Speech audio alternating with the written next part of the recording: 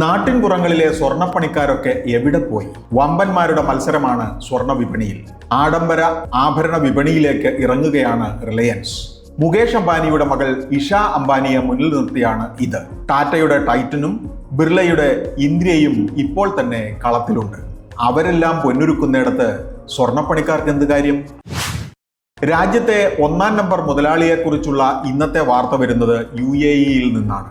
അവിടുത്തെ പ്രമുഖമായ ആസ്ട്രോ ഓഫ്ഷോറിന്റെ 80% ഓഹരി 1551 കോടിയോളം രൂപയ്ക്ക് ഏറ്റെടുക്കുകയാണ് അദാനി പോർട്സ്. പ്രമുഖ ഓഫ്ഷോർ ഷിപ്പിംഗ് കമ്പനിയാണിത്. അദാനി വാർത്തയാകാത്ത ദിവസമുണ്ടോ?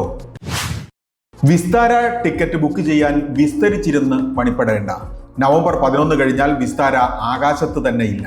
വിസ്താര എയർലൈൻസ് എയർ ഇന്ത്യയിൽ ലയിപ്പിക്കുകയാണ്. സെപ്റ്റംബർ 3 മുതൽ ടിക്കറ്റ് ബുക്ക് ചെയ്യാൻ ശ്രമിക്കുന്നവർ എയർ ഇന്ത്യയുടെ വെബ്സൈറ്റിൽ ചെന്നെത്തും. കശുവണ്ടിയും ഇനി പോസ്റ്റ്മാൻ വീട്ടിൽ കൊണ്ടുവന്ന് തരും. കേരള സർക്കാരിന്റെ കെ-ഷോപ്പി ഓൺലൈൻ പോർട്ടൽ റെഡി. എവിടെയും എത്താത്ത കെ-ഫോൺ പോലെയല്ല കെ-ഷോപ്പി. പൊതുമേഖലാ സ്ഥാപന ഉൽപ്പന്നങ്ങളുടെ വിൽപ്പന കൂട്ടാൻ കണ്ടുപിടിച്ച മാർഗമാണ്. ഏറ്റുമുട്ടൽ വമ്പന്മാരോടാണെന്ന് മാത്രം.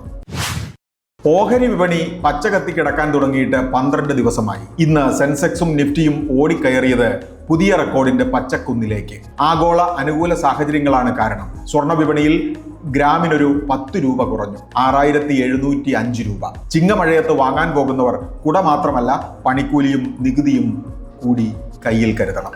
ധനം ബിസിനസ് മീഡിയയുടെ ബിസിനസ് വാർത്തകൾ വിശദമായി അറിയാൻ ധനം online.com.